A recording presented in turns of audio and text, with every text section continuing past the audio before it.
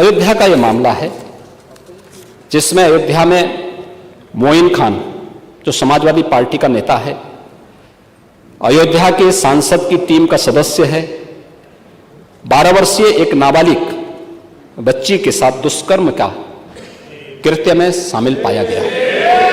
अभी तक समाजवादी पार्टी ने उसके खिलाफ कार्रवाई नहीं की है।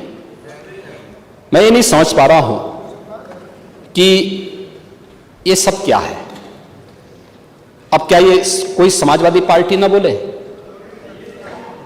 आपका एक्टिव मेंबर है, आपके सांसद के साथ बैठ रहा है, खा रहा है, उनके साथ चल रहा है, लेकिन इस प्रकार के, और यह अति पिछड़ी जाति से जुड़े हुए एक बालिका से जुड़ा हुआ मामला है और इस प्रकार की घटिया हरकत में वह लिप्त है, लेकिन तब भी उसको हल्केपन से उड़ाने का काम होता, यानी हल्केपन से लेने का काम होता है।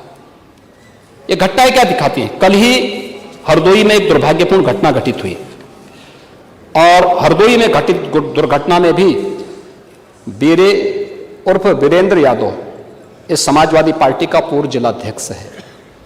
अब देखो किस प्रकार के व्यक्ति को आप जिलाध्यक्ष बना रहे हैं। इस पे आईपीसी और सीआरपीसी की कोई ऐसी धारा नहीं जो इस पे लगी हो। 28 ऐसे मामले हैं और ऐसे नहीं कि मामले 17 से 24 के बीच के हों। इस पे पहला अपराध दर्ज हुआ था 89 में, दूसरा है 91 में, तीसरा 91 में, चौथा 91 में, पांचवा 92 में, छठा 90 में, फिर 93 में, फिर 92, फिर इससे पहले 98, इससे पहले 90, इसके बाद 96, 2006, 2008, 2013 में तो आप ही की गवर्नमेंट थी, 2007, 2009, 2008, 2015 में भी आपकी सरकार थी, 2016 में 302 में भी यह व्यक्ति लिप्त रहा है, 302 की भी घटना में शामिल रहा है, 388 की घटना में भी यह व्यक्ति लिप्त रहा है। इसी प्रकार से 2016 में 302 के मामले में व्यक्ति लिप्त रहा है। 2002 में यूपी गुंडा अधिनियम के अंतर्गत इसके खिलाफ कार्रवाई हुई है। ऐसे ही इसके खिलाफ फिर 2002 में भी इसके खिलाफ गुंडा एक्ट के अंतर्गत कार्रवाई हुई है। 2017 में यूपी गुंडा एक्ट के अंतर्गत इसके खिलाफ कार्रवाई हुई है और फिर 2017 में भी इसके खिलाफ कार्रवाई हुई है। 28 इस प्रकार के मामलों में व्यक्ति लिप्त है। समाजवादी पार्टी का पूर्व जिलाध्यक्ष है। कल एक अधिवक्ता की हत्या सरेआम इसके द्वारा करवाई गई है और इस प्रकार के अपराधियों को आप कहते हैं साहब गोली मार रहे हैं, क्या माला पहनाएंगे क्या? जो प्रदेश के व्यापारी और बेटी की सुरक्षा में सेंध लगाने का काम करते हैं, जो प्रदेश के अंदर अराजकता पैदा करके सामान्य लोगों का जीना हराम करते हैं, मेरा दायित्व तो बनता, मैं यहां नौकरी करने नहीं आया हूं, कतई नहीं।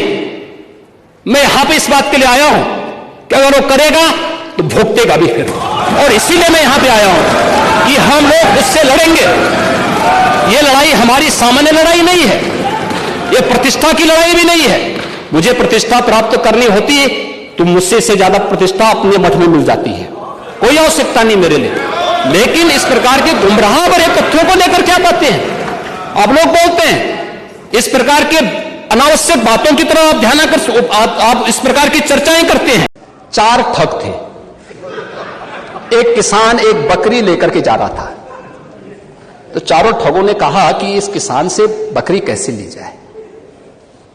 तो हो सकता है कि उनको थोड़ा लोक लाज रही हो, तो उन्होंने कहा चलो छीन तो नहीं साहब पाएंगे, तो एक काम करते हैं, चारों अलग अलग जगह खड़े हो जाते हैं और अलग जगह खड़े होकर के हम लोग ये बोलें कि भाई ये कुत्ते का बच्चा कहां लेके जा रहा है। तो एक वो किसान बेचारा अपनी बकरी के बच्चे को कंधे में रख करके लेके जा रहा है, तो पहले ठग के पास से गुजरता तो बोलता, अरे काका ये सब क्या ले जा रहा है, ये कुत्ते के बच्चे को अपने कंधे में लेके क्या जा रहा है। किसान बोलता, अरे धूर्त कहीं के, ये कुत्ते का बच्चा नहीं बकरी का बच्चा है। वो हंसते हुए चुप हो जाता है। आगे अगले चौराहे पे जाता दूसरा ठग, अरे काका ये कुत्ते का बच्चा आप कहां लेके जा रहे हैं। वो बोलता है, उसको भी डांटता, अरे पागल हो गए क्या, अरे कुत्ते का बच्चा नहीं बकरी का बच्चा है। अगले आगे बढ़ता है, फिर तीसरा ठग मिल जाता है, वह भी फिर यही बात उसको बोलता है। चौथे ठग ने भी कहा तो किसान को विश्वास हो गया। उसको लगा कि भोला भाला किसान, अन्नदाता किसान, मेहनती किसान, उसको विश्वास हो गया यार एक व्यक्ति झूठ बोलेगा, लगता है कि मेरी दृष्टि दोष ही मुझे हो गया है, लगता है ये कुत्ते का बच्चा ही है, उसने फेंक दिया उसको। चारों ठगों का काम पूरा हो गया और चुनाव में खटाखट 1 लाख का बॉन्ड, 1 लाख का बॉन्ड कहां गया? अब कहां गया ये 1 लाख का बॉन्ड? 1 लाख का बॉन्ड। और मैं इसीलिए कह रहा हूं, शिवपाल जी भाग गए यहां से, लेकिन मैं कह सकता हूं खटाखट नहीं, 27 में सपा चट के लिए तैयारी रहेगी। 27 में सपा चट।